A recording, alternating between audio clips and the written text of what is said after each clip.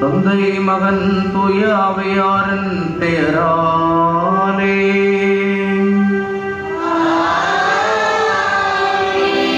நம் ஆண்டவராகிய இயேசு கிறிஸ்துவின் அருளும் கடவுளின் அன்பும் தூய ஆவியாரின் நட்புறவும் உங்கள் அனைவரோடும் இருப்பதாக.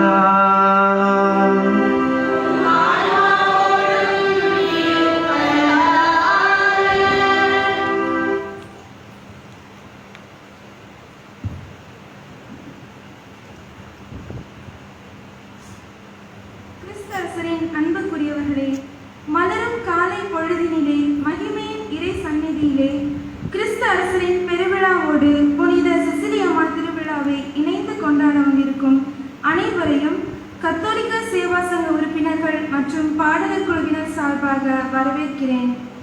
கிறிஸ்து அரசு வருக என்பதே இன்றைய மைய சிந்தனை. கிறிஸ்துவின் அரசு ஒரு நாட்டை, பணத்தை, பதவியை சார்ந்ததே அல்ல. அது இதயத்தை சார்ந்தது, உண்மையை சார்ந்தது. யாரும் இயேசுவின் அரசாட்சிக்கு தங்களை உட்படுத்திக் கொள்ள இயலும். அவரது ஆட்சியின் உயர்வுக்கும் அமைதி நிலவும் அவரது அரசின் வளர்ச்சிக்கும் முடிவே இராது. நான் தாவீதுக்கு ஒரு நீதியின் தளிர் தோன்ற செய்வேன். அவர் அரசராய் ஆட்சி செலுத்துவார். அவர் ஞானமுடன் செயல்படுவார் என்றும் இறைவாக்கினர்கள் குறிப்பிட்டது இயேசுவின் இதய ஆட்சியை பற்றியே. இயேசுவின் வழிகாட்டுதலுக்கேற்ப வாழும்போது அவரது அரசை நம் இதயத்தில் ஏற்றுவர்களாவோம். ஏழை எளியோர் மீது பரிவு கொண்டவர்களாய், தேவையில் இருப்போருக்கு உதவும் நல்லுள்ளம் கொண்டவர்களாய் வாழும்போது கிறிஸ்துவின் அரசை நம்மில் நிலைக்க செய்கின்றோம் என்ற மனநிலையோடு இத்தெய்வீக திருப்பலியில் இணைவோம். அன்புமிக்க சகோதர சகோதரிகளே, புனிதமான திருப்பலியானது இறைவனுடைய அருளையும் இரக்கத்தையும் ராமபுரம் பங்கில் வாழ்கின்ற எல்லா குடும்பங்களுக்கும் தர வேண்டும் என்று பெருவிழா திருப்பலியாக இறைவனின் திருப்பாதம் நம்முடைய பங்கில் உள்ள அத்தனை குடும்பங்களையும் சமர்ப்பித்து இறைவேண்டல் செய்து ஒப்புக் கொடுக்கின்றோம். கடவுள் இந்த பலியின் பயனை நம் குடும்பங்கள் அனுபவிக்க ஆசீர் புரிய வேண்டும், அருள் புரிய வேண்டும் என்று இப்பலியிலே ஜெபிப்போம். நம்முடைய திருவழிபாட்டு கொண்டாட்டத்தினுடைய இறுதி நாளாக இந்நாள் இருக்கிறது. நாளையிலிருந்து புது ஆண்டு ஆரம்பமாகிறது என்பதை நாம் உணர்ந்து கொள்வோம். இறைவனுடைய அருள் பெருக்கை நாம் பெற்றுக்கொள்வதற்கு தடையாக இருக்கின்ற நம்முடைய பாவங்களை ஏற்று மனமருந்தி இறைவனிடம் மன்னிப்பு வேண்டுவோம்.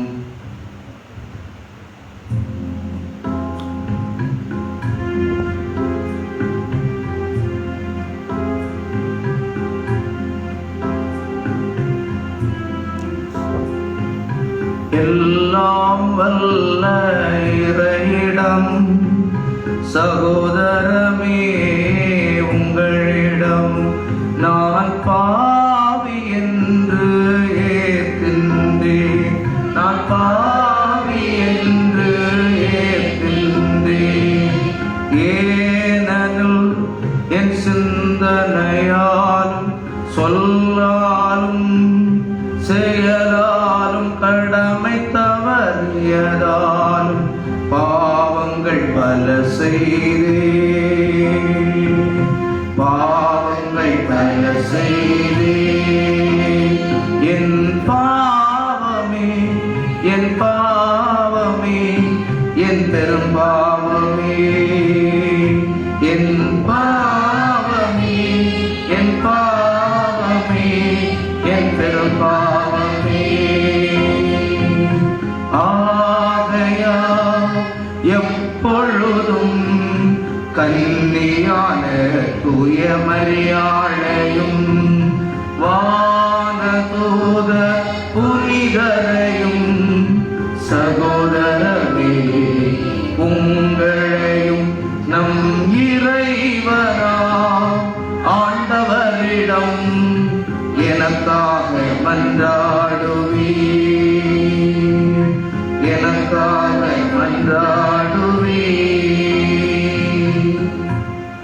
எல்லாம் வல்ல இறைவன் நம் மீது இரக்கம் வைத்து நம் பாவங்களை மன்னித்து நம்மை நிலை வாழ்வுக்கு அழைத்து செல்வாராக. ஆமென்.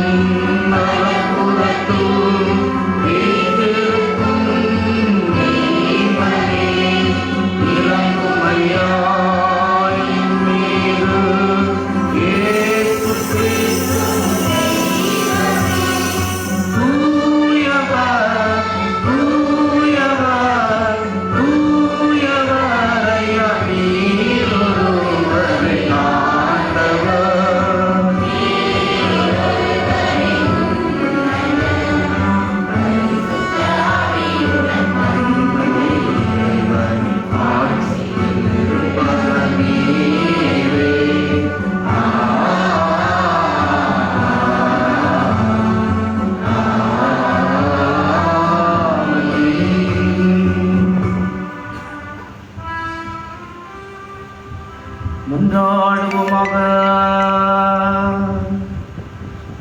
என்றென்றும் உள்ள எல்லாம் வல்ல இறைவா, அனைத்திற்கும் அன்பரான அரசரான அன்பார்ந்த மத திருமகனின் அனைத்தையும் புதுப்பிக்க திருவிழமானி அடிமை நிலையிலிருந்து விடுதலை அடைந்த படைப்பனைத்தும் மாண்புக்குரிய உமக்கு பணிபுரியவும் உம்மை முடிவின்றி புகழ்ந்தேத்தவும் அருள்வீராக. உம்மோடு தூயாவையாரின் ஒன்றைக்குள் இறைவனா என்றென்றும் வாழ்ந்து ஆட்சி செய்கின்ற அவர் வழியாக உம்மை மன்றாடுகின்றோம்.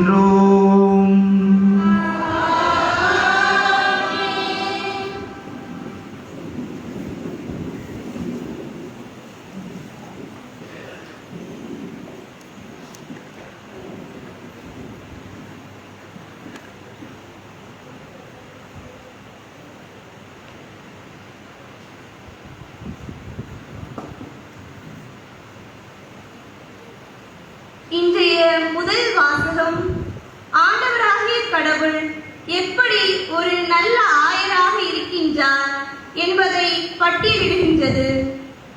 சிதறுண்ட காணாமல் போன ஆடுகளை தேடுவேன், நலிவுற்றவற்றை திடப்படுத்துவேன் என்று ஆண்டவராகிய கடவுள் சொல்லக்கூடிய வார்த்தைகள் யாவும் இயேசுவில் அப்படியே பொருந்தி போகும் என்பதை முன்குறித்து இறைவாக்கினர் எசேக்கியேல் உரைத்ததை வாசிக்க கேட்போம்.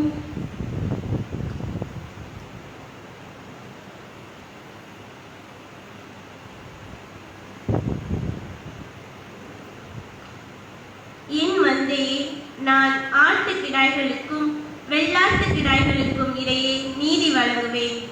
இறைவாக்கினர் எசேக்கியேல் நூலிலிருந்து வாசகம். தலைவராகிய ஆண்டவர் இவ்வாறு கூறுகிறார்: நானே என் மந்தையை தேடி சென்று பேணி காப்பேன். ஒரு ஆயர் தன் மந்தை நின்று சிதறுண்ட ஆடுகளை தேடி செல்வது போல நானும் என் மந்தையை தேடி போவேன். மப்பும் மந்தாரமான நாளில் அவற்றை எல்லா இடங்களினின்றும் மீட்டு வருவேன். நானே என் மந்தையை மேய்த்து இளைப்பாற செய்வேன் என்கிறார் தலைவராகிய ஆண்டவர். காணாமல் போனதை தேடுவேன், அலைந்து திரிந்ததை திரும்ப கொண்டு வருவேன். காயப்பட்டதற்கு கட்டு போடுவேன், நலிந்தவற்றை திடப்படுத்துவேன். ஆனால் கொழுத்ததையும் வலிமை உள்ளதையும் அழிப்பேன். இவ்வாறு நீதியுடன் அவற்றை மேய்ப்பேன். எனவே தலைவராகிய ஆண்டவர் இவ்வாறு கூறுகிறார்: உன்னை பொறுத்தவரை என் மந்தையை நான் ஆட்டுக்கும் இடையேயும் ஆட்டுக்கிடாய்களுக்கும் வெள்ளாட்டு கிடாய்களுக்கும் இடையேயும் நீதி வழங்குவேன். இது ஆண்டவர் வழங்கும் அருள்வாக்கு.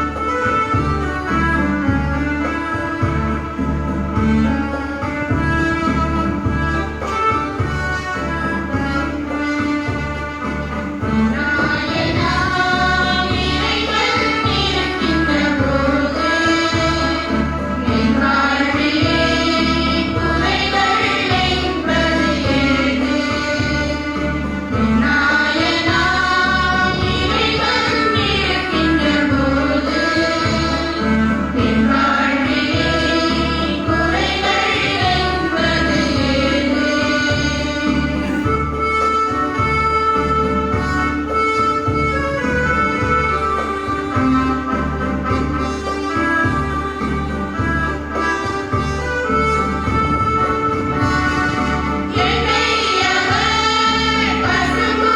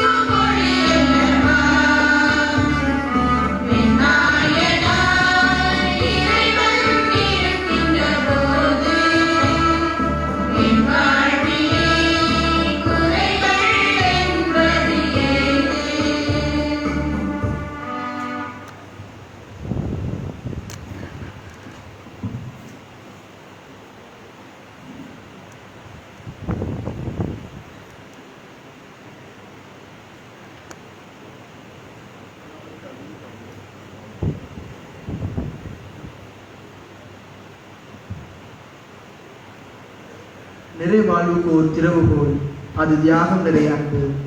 மனிதனிலே புது வாழ்வு உதயமாகிறது. மாந்தர் வாழ்வுக்காக தம் உயிரையும் பணையம் வைக்கும் நெஞ்சங்கள் நிறைவாழ்வை சுதந்திரித்துக் கொள்ள முடியும் என்பதை நம் ஆண்டவராம் இயேசு கிறிஸ்து மெய்ப்பித்து காட்டுகின்றார். இறையாட்சிக்காக, இறை மக்களுக்காக சாவை அணைக்கும் அனைவரும் நிறைவாழ்வை உரிமை பெயராக்கிக் கொள்வர் என்ற மனநிலையோடு தூய பவுலடியார் வரைக்கும் இவ்வாசகத்தை கேட்போம்.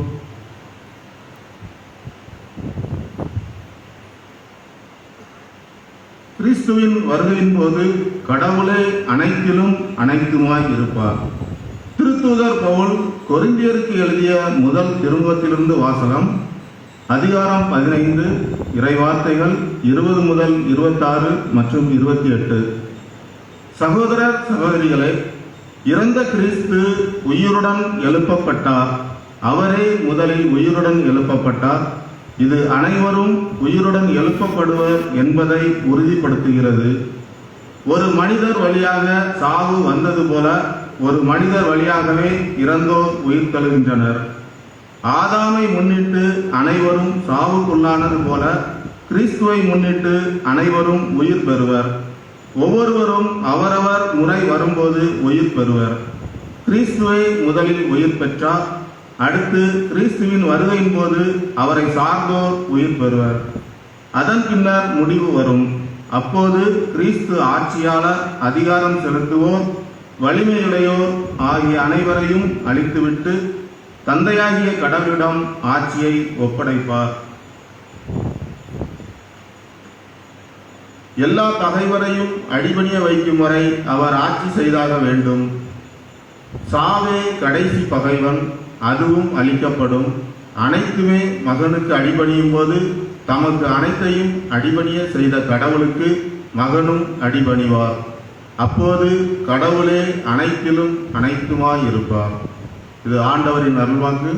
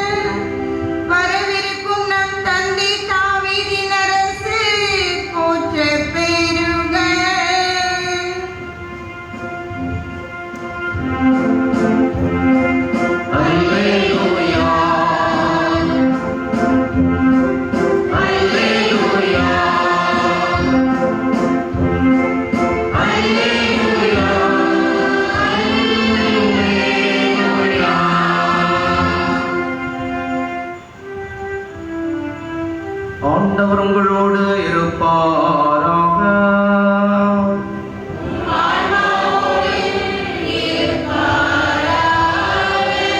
மத்தேயு எழுதிய தூய நற்செய்தியிலிருந்து வாசகம்.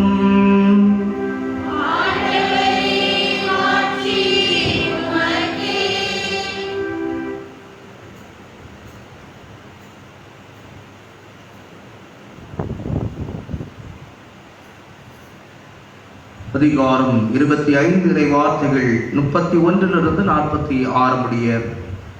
அக்காலத்தில் இயேசு தம் சீடர்களை நோக்கி கூறியது: வானதூதர் அனைவரும் புடைசூழ மானிட மகன் மாட்சியுடன் வரும்போது தம் மாட்சி மிகு அரியணையில் வீற்றிருப்பார். எல்லா மக்களினத்தாரும் அவர் முன்னிலையில் ஒன்று கூட்டப்படுவர். ஒரு ஆயர் செம்மறி ஆடுகளை வெள்ளாடுகளை வெவ்வேறாக பிரித்து செம்மறி ஆடுகளை வலப்பக்கத்திலும் வெள்ளாடுகள் இடப்பக்கத்திலும் நிறுத்துவது போல் அவர்களை அவர் வெவ்வேறாக பிரித்து நிறுத்துவார். பின்பு அரியணையில் வீற்றிருக்கும் அரசர் தம் வலப்பக்கத்தில் உள்ளோரை பார்த்து, என் தந்தையிடமிருந்து ஆசி பெற்றவர்களே, வாருங்கள், உலகம் தோன்றியது முதல் உங்களுக்காக ஏற்பாடு செய்யப்பட்டிருக்கும் ஆட்சியை உரிமை பேராக பெற்றுக் கொள்ளுங்கள். ஏனெனில் நான் பசியாயிருந்தேன், நீங்கள் உணவு கொடுத்தீர்கள். நான் தாகமாயிருந்தேன், என் தாகத்தை தடுத்தீர்கள். அந்நியனாக இருந்தேன், என்னை ஏற்றுக்கொண்டீர்கள். நான் ஆடையின்றி இருந்தேன், நீங்கள் எனக்கு ஆடை அணிவித்தீர்கள். நோயிற்றிருந்தேன், என்னை கவனித்துக் கொண்டீர்கள். சிறையில் இருந்தேன், என்னை தேடி வந்தீர்கள் என்பார். அதற்கு நேர்மையாளர்கள், ஆண்டவரே, எப்பொழுது உம்மை பசி உள்ளவராக கண்டு உணவளித்தோம், அல்லது தாகமுள்ளவராக கண்டு தாகத்தை தணித்தோம்? எப்பொழுது உம்மை அந்நியராக கண்டு ஏற்றுக்கொண்டோம், அல்லது ஆடை இல்லாதவராக கண்டு ஆடை அணிவித்தோம்? எப்பொழுது நோய்ற்றவராக அல்லது சிறையில் இருக்க கண்டு உம்மை தேடி வந்தோம் என்று கேட்பார்கள். அதற்கு அரசர், மிக சிறியவராகிய என் சகோதர சகோதரிகள் ஒருவருக்கு நீங்கள் செய்ததையெல்லாம் எனக்கு செய்தீர்கள் என உறுதியாக உங்களுக்கு சொல்கிறேன் என பதிலளிப்பார். பின்பு இடப்பக்கத்தில் உள்ளோரை பார்த்து, சபிக்கப்பட்டவர்களே, என்னிடமிருந்து அகன்று போங்கள். அலகைக்கும் அதன் தூதருக்கும் ஏற்பாடு செய்யப்பட்டிருக்கிற என்று மணையாத நெருப்புக்குள் செல்லுங்கள். ஏனெனில் நான் பசியாயிருந்தேன், நீங்கள் எனக்கு உணவு கொடுக்கவில்லை. தாகமாயிருந்தேன், என் தாகத்தை தணிக்கவில்லை. நான் அந்நியராக இருந்தேன், நீங்கள் என்னை ஏற்றுக்கொள்ளவில்லை. ஆடையின்றி இருந்தேன், நீங்கள் எனக்கு ஆடை அளிக்கவில்லை. நோயிற்றிருந்தேன், சிறையில் இருந்தேன், என்னை கவனித்துக் கொள்ளவில்லை என்பார். அதற்கு அவர்கள், ஆண்டவரை, எப்பொழுதுமே பசியாகவோ தாகமாகவோ அந்நியராகவோ ஆடையின்றியோ நோயிற்றோ சிறையிலோ இருக்க கண்டு நமக்கு தொண்டு செய்யாதிருந்தோம் என கேட்பார்கள். அப்பொழுது அவர், மிக சிறியராகியவர்கள் ஒருவருக்கு நீங்கள் எதையெல்லாம் செய்யவில்லையோ அதை எனக்கும் செய்யவில்லை என உறுதியாக உங்களுக்கு சொல்கிறேன் என பதிலளிப்பார். இவர்கள் முடிவில்லா தண்டனை அடையவும் நேர்மையாளர்கள் நிலைவாழ்வு பெறவும் செய்வார்கள். ஆண்டவரின் அருள்வாக்கு.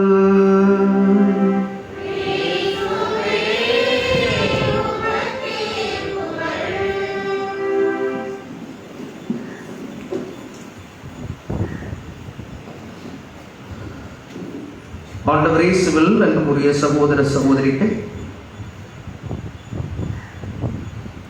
அனைத்துக்கும் அரசர் கிறிஸ்து அரசர் என்ற ஒரு மாபெரும் விழாவை இந்த தாய் திருவையோடு இணைந்து நாம் சிறப்பித்துக் கொண்டிருக்கின்றோம்.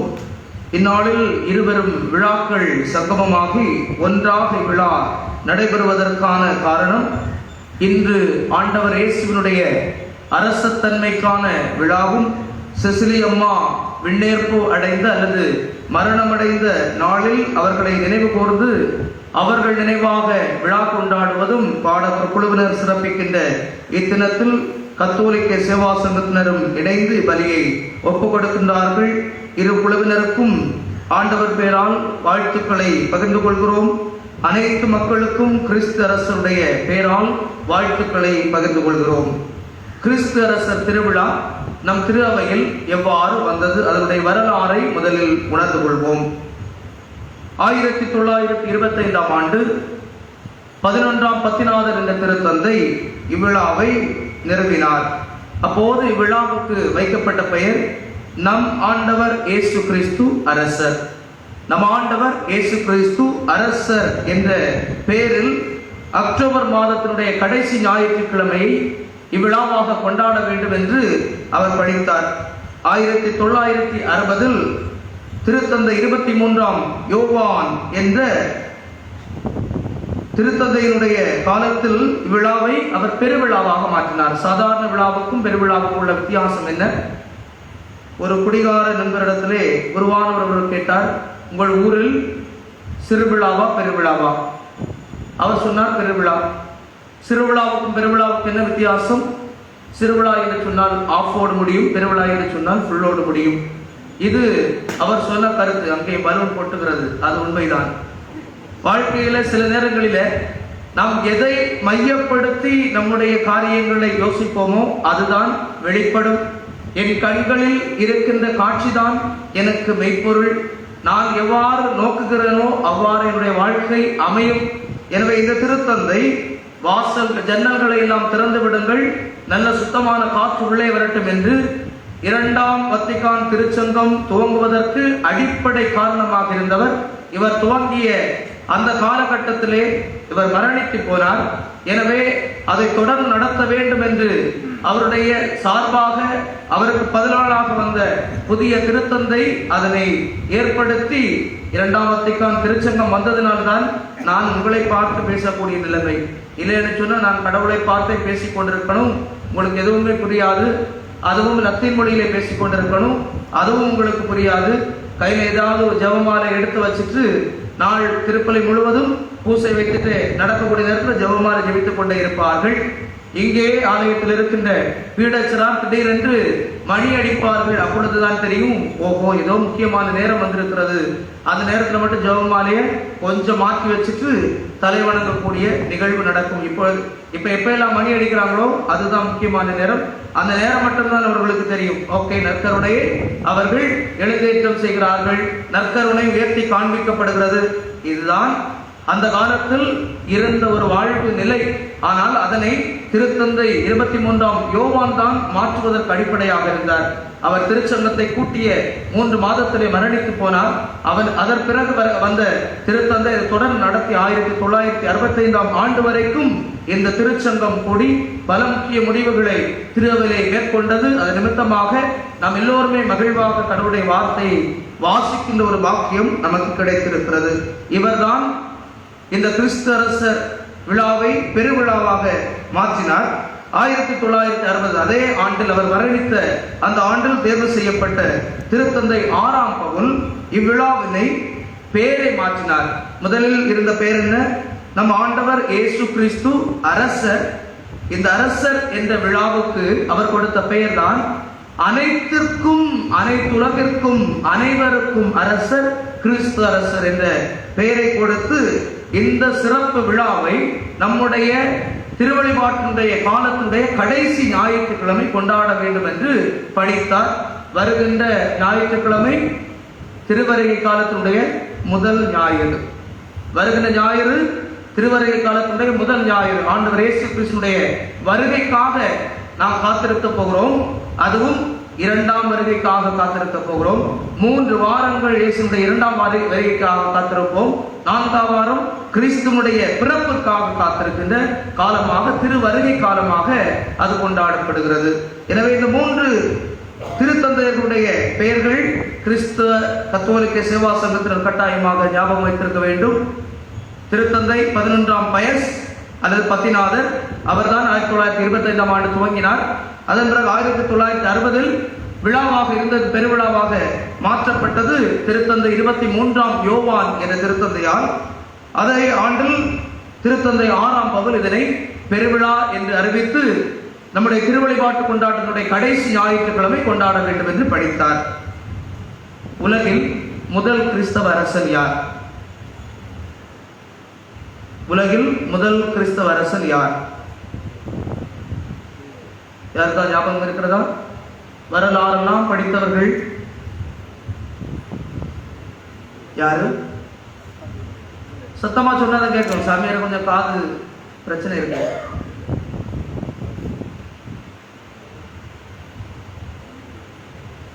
கான்ஸ்டன்டைன் தி கிரேட் என்று அழைக்கப்படுகின்ற முதலாம் கான்ஸ்டன்டைன் என்பவன் தான் கத்தோலிக்கத்தினுடைய கிறிஸ்தவத்தினுடைய முதல் அரசன். முதலாக இந்த அரசன் கிறிஸ்தவனாக மாறியது எவ்வாறு என்பதை ஏற்கனவே உங்களுக்கு சொல்லி இருக்கிறேன். மெல்வியன் பிரிட்ஜ் என்ற இடத்திலே அவனுக்கும் அவனுடைய மச்சானுக்கும் இடையிலே மாமன் மச்சான் இடையிலே போர் நடக்கிறது. இந்த போர் மெக்சந்தியஸ் என்ற மச்சானுக்கு எதிரான போர். ஏன் மச்சானுக்கு எதிரான போர்? அரசன் இறந்துவிட்டான். இருவரும் குறுநில மன்னர்களாக இருக்கிறார்கள். கிழக்கும் மேற்கிலும் ஆட்சி செய்து கொண்டிருக்கிறார்கள்.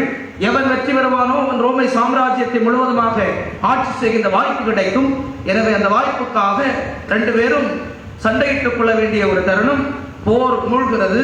போர் மூழக்கூடிய சூழ்நிலையில் அவர்களுடைய பரிவாரங்கள் பள்ளத்தாக்குகளில் பாளையம் இறங்கி இருக்கக்கூடிய சூழ்நிலையில் பகல் பொழுதில் சூரியனின் அருகாமையிலே ஒரு அடையாளம் கொடுக்கப்படுகிறது. அந்த அடையாளம் தான் நாம் எல்லோரும் வணங்குகின்ற, நாம் எல்லோரும் நம்முடைய வாழ்க்கையினுடைய முதல் அடையாளமாக போடுகின்ற சிலுவை அடையாளம். இந்த அடையாளத்தை வைத்து நீ போரில் வெற்றி பெறுவாய் என்று சொல்லப்பட்டது. நம்பிக்கை இல்லை. ஏனென்றால் அவன் இயேசுவை அறியாதவன், இரவில் தூங்கிக் கொண்டிருக்கிறான். மீண்டும் அவனுக்கு அதே அடையாளம், இயேசு ஆண்டவர் தோன்றி சொல்வார், இந்த அடையாளத்தை கொண்டு நீ வெற்றி பெறுவாய் என்று சொன்னவுடன் மாற்று வழியில்லாது அவர் எல்லா படைக்கலங்களிலும் படைவீரருடைய ஆடைகளிலும் சிலுவை அடையாளத்தை வரைந்து மெல்வியன் பிரிட்ஜ் என்ற இடத்திலே நடக்கின்ற அந்த போருக்கு செல்கிறான். போரில் மகத்தான வெற்றி. இந்த வெற்றிக்கு பிறகுதான் 312ஆம் ஆண்டு இந்த வெற்றிக்கு பிறகுதான் 313ஆம் ஆண்டு மிலான் பரப்புரை என்ற ஒரு கொள்கையை பரப்பு செய்கிறான். அதற்கு முன்பாக கிறிஸ்தவர்கள் என்பவர்கள் கல்லறை குழிகளில் வாழ்ந்தார்கள். கிறிஸ்தவத்தை வாழ்வாக்க வேண்டும் என்று சொன்னால் வீடுகளுக்குள்ளால் ஒளிந்து இயேசுவை பற்றிய நற்செய்தியை அறிந்தார்கள். ஆனால் இந்த கொள்கை வந்த பிறகு கிறிஸ்தவர்களுக்கு சிறப்பு சலுகைகள், வேதம் போதிக்கின்ற குருமார்கள் இருந்தால் அவர்களுக்கு ஆட்சியில் பங்களிப்பு, நிலவுலன்கள், உடைமைகள் என்று ஏராளமாக கொடுக்கப்பட்டது. எனவே மதம் மாறியவர்கள், வேத கலாபனை நேரத்தில் எல்லாம் இயேசுவை மறுதலித்தவர்கள் மீண்டு வந்து இந்த கிறிஸ்தவத்தில் சேர்ந்து கொள்கிறார்கள். இது வாழ்வு அனுபவமாக இருக்கிறது. ஆண்டவர் இயேசுவை முதல் முறையாக எந்த ஆலயத்திலே மக்கள் தரிசித்தார்கள்? முதல் ஆலயம் எது? கிறிஸ்தவ பேராலயம் முதல் ஆலயம் எங்கே இருக்கிறது? யாருக்காவது ஒரு கெஸ்? எங்கதான் இருக்கணும்? தவறு. இயேசு பிறந்த இடம் பெத்லகேமை மையமாக கொண்டு, இயேசு பிறந்த இடத்தை, மாட்டு தொழுவத்தை மையமாக கொண்டு முதல் ஆலயம் இந்த கான்ஸ்டன்டைன் என்ற அரசனுடைய தாய் லேனம்மாள் வழியாக கட்டப்பட்டது. இயேசுவினுடைய இரண்டாம் ஆலயம் எங்கே இருக்கும்? அவருடைய பிறப்பு என்றால் அவருடைய இறப்பு எங்கே நடந்தது? கல்வாரியை, இயேசு கொலை செய்யப்பட்ட கொலைகளத்தை மையமாக கொண்டு இயேசுவினுடைய இரண்டாம் ஆலயம் நிறுவப்பட்டது. மூன்றாம் ஆலயம் அவருடைய மகிமையினுடைய இடம் எதுவாக இருக்கும்? இயேசு விண்ணேற்பு அடைந்தார் அல்லவா, அந்த இடத்தை மையமாக கொண்டு இந்த மூன்றையும் கட்டியது கான்ஸ்டன்டைன் அரசர்.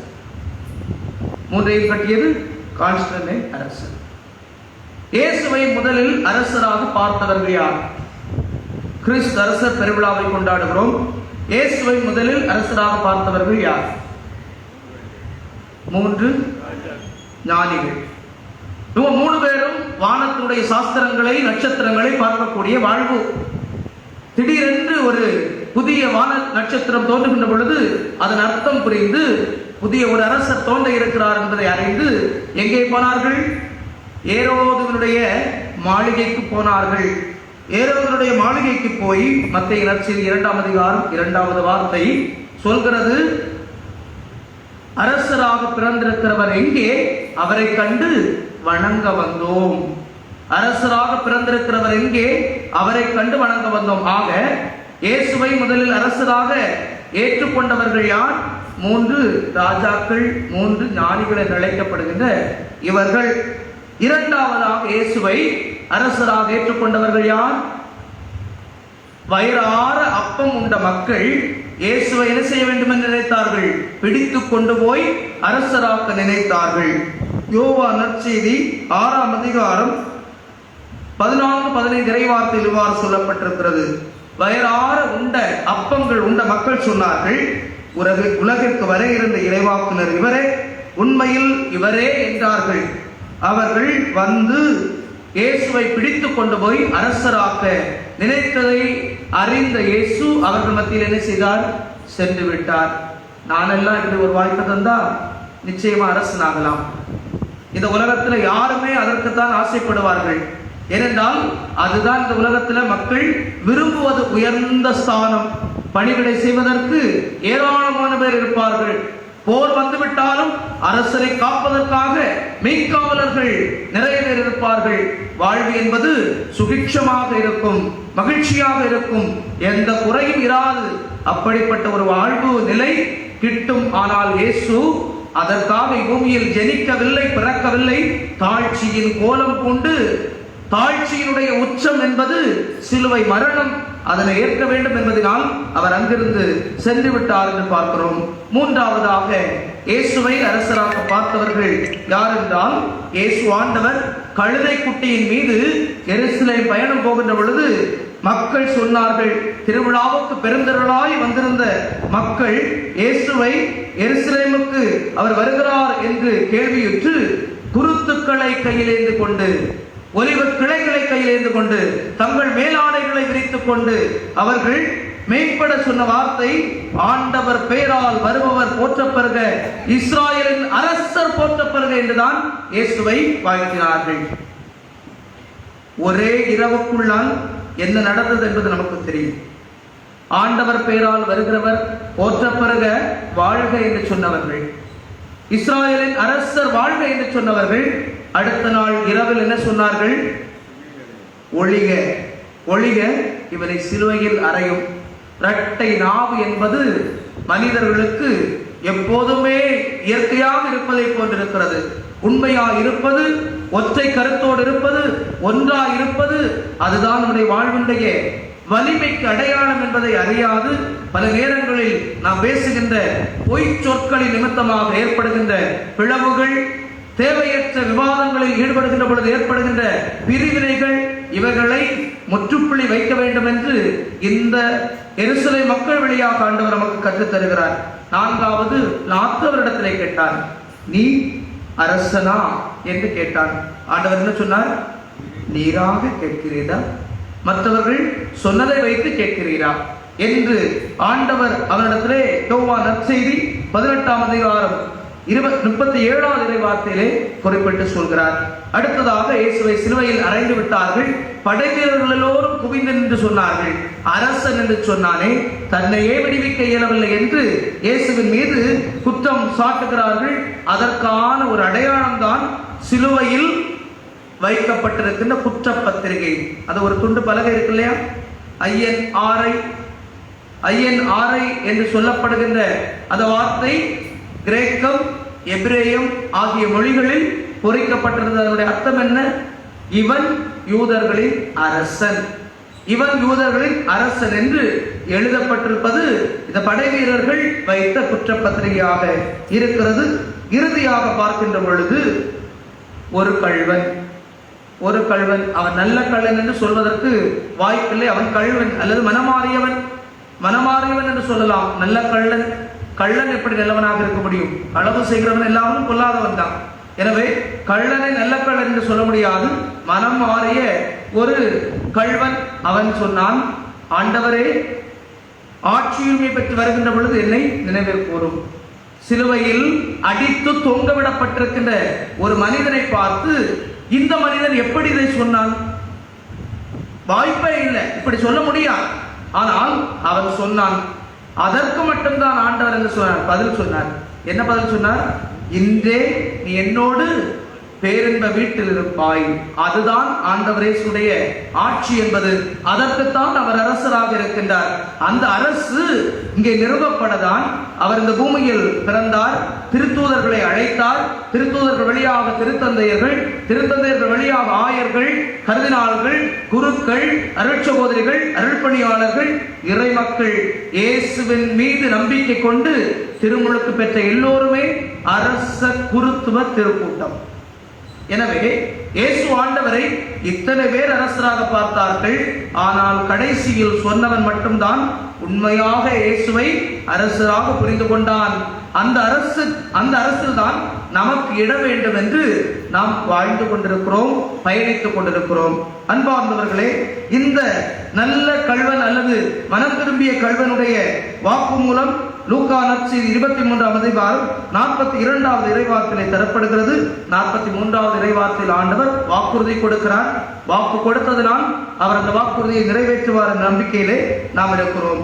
இயேசுவை அனைத்துலகின் அரசராக பார்ப்பது இரண்டாவது. என்னுடைய அரசராக இயேசு இருக்கிறாரா? அனைத்துக்கும் அரசர் என்று சொல்வது ஈஸி, சுலபம். இயேசுவை எனக்கு அரசராக நான் ஏற்றுக்கொண்டிருக்கிறேனா? அரசனுக்கு என்ன கொடுக்கணும்? என்ன கொடுக்கணும்? அரசனை காண்கின்றவர்கள் உட்கார்ந்திருப்பாங்களா? அரசன் வருகின்ற பாதையில் உட்கார்ந்திருப்பாங்களா? மரியாதை அது மண்ணுலகில் வாழ்கின்ற மனிதனுக்கு கொடுப்பது. ஆனால் விண்ணுலக அரசருக்கு நாம் கொடுப்பது ஆராதனை. ஆகவேதான் ஆலயத்திற்குள்ளால் பிரவேசிக்கும் ஒவ்வொரு மனிதனும் தன் கரம் குவித்து சிரம் தாழ்த்தி ஆண்டவரை ஆராதிக்க வேண்டும். அந்த ஆராதனை அது யாராக இருந்தாலும் சரி, திருத்தந்தை வந்தாலுமே அந்த ஆராதனை ஆண்டவருக்கு அவர் செய்துவிட்டுதான் அடுத்த கணமான காரியத்திற்கு கடந்து செல்வார். எனவே அன்புக்குரியவர்களே, நம்முடைய வாழ்க்கையில் கடவுளுக்கென்று கொடுக்க வேண்டிய ஆராதனையை கொடுக்க தவறாதிருப்பது அரசனுக்கு நாம் கொடுக்கின்ற முதல் ஸ்தானமாக இருக்கிறது.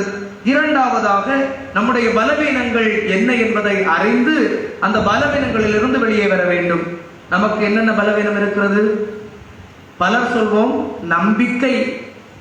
நம்பிக்கை நல்ல நம்பிக்கை என்று சொல்வோம். ஆனால் முட்டாள்தனமாக எத்தனையோ காரியங்களை நாம் நம்பிக்கொண்டிருக்கிறோம் தெரியுமா? நம்பிக்கை என்று சொல்லி நாம் அவநம்பிக்கையை அல்லது மூட நம்பிக்கையை நம்முடைய மூலதனமாக வைத்துக் கொண்டிருக்கிறோம். நான் இதற்கு முன்பாக இருந்த பங்குக்கு முன்பாக உள்ள ஒரு பங்கில் வீடு மந்திரிக்க போகிற பொழுது ஒரு நாள் ஒரு நடைப்படியில் ஏறினேன். வீட்டுக்கு ஏறுவதற்கு ஏறினா என் நடுமண்டையில யாரும் ஓங்கி அடிச்சாங்க. யாரும் அடிக்கிறாங்க அப்படின்னு திரும்பி பார்த்தா யாரையும் காணல. மதியான நேரம் பிசாசா இருக்குமோ அப்படின்னு நினைச்சுக்கிட்டேன். சாசு சில நேரங்களில் தொந்தரவு பண்ண முடியா, பிசாசா இருக்குமோ நினைச்சுக்கிட்டேன்.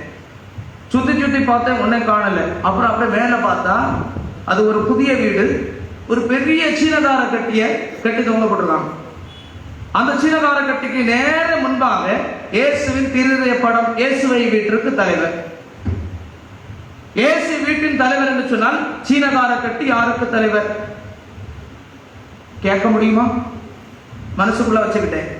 வீட்டுக்குள்ளால போய் ஜெபிப்போம், கொஞ்ச நேரம் பேசிட்டு ஜெபிப்போம் அப்படின்னு சொன்ன உடனே எனக்கு மீண்டும் எது ஞாபகம் வந்தது? தலையில் அந்த கட்டி இடிச்சது ஞாபகம் வந்தது. நமக்கும் ஒரு ஜெபம் செய்யக்கூடிய பழக்கம் உண்டு இல்லையா?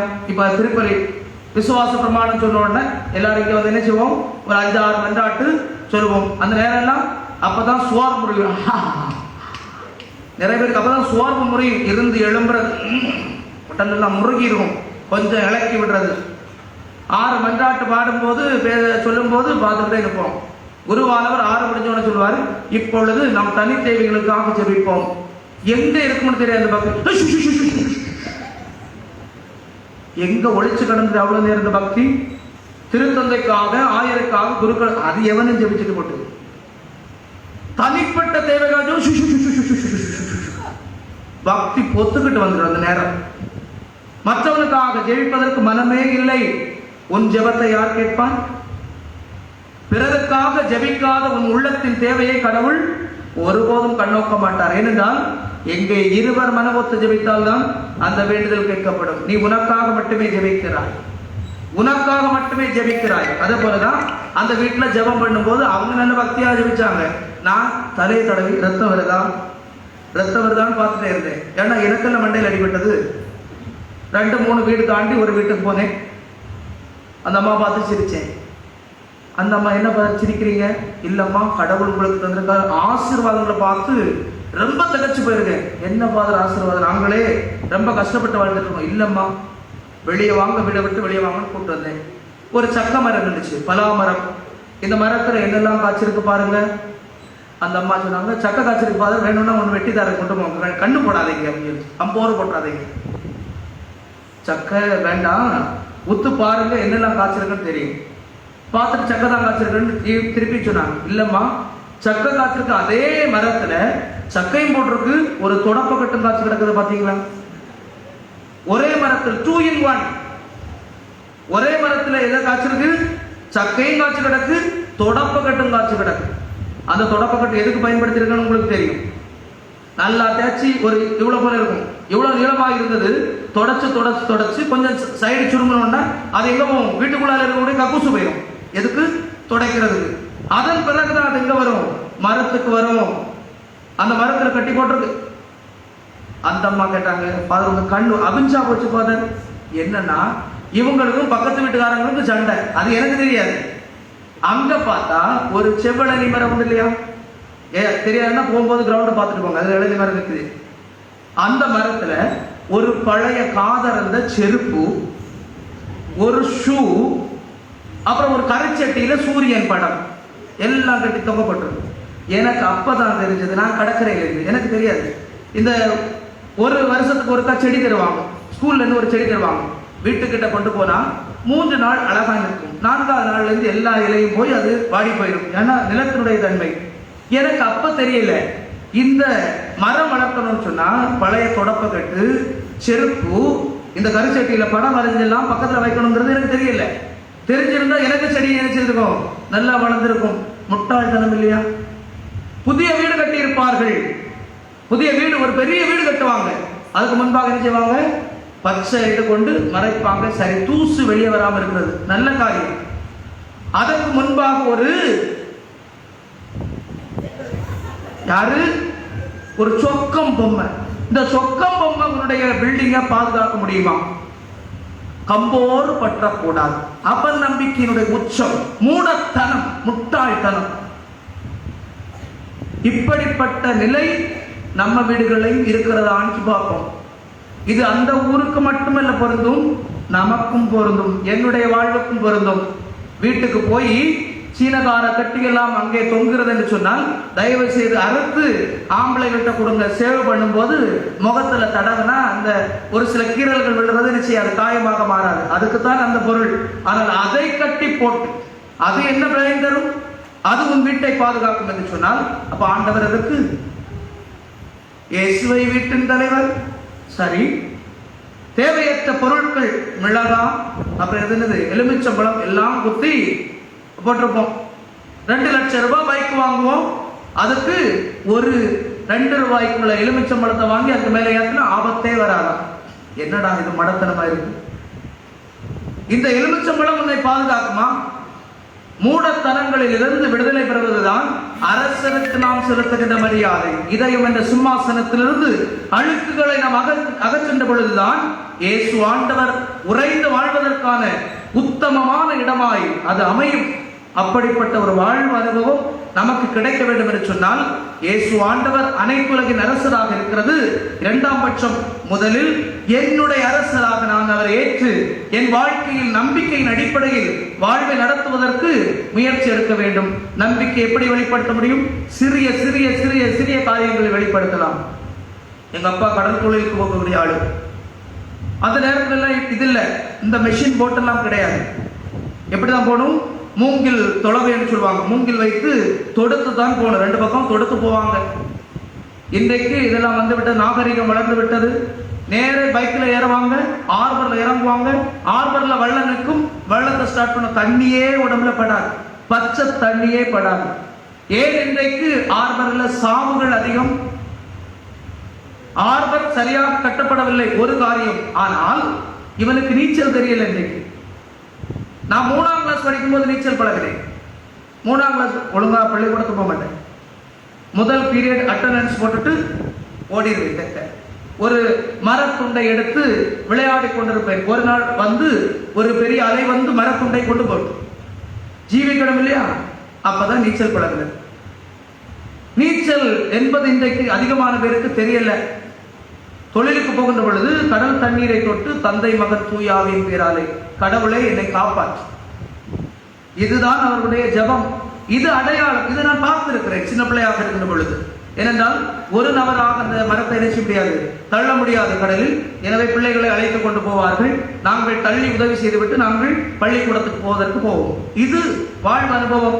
எங்க அம்மா எல்லாம் சமைக்கின்ற பொழுது பானையில் தான், குக்கர்லாம் கிடையாது.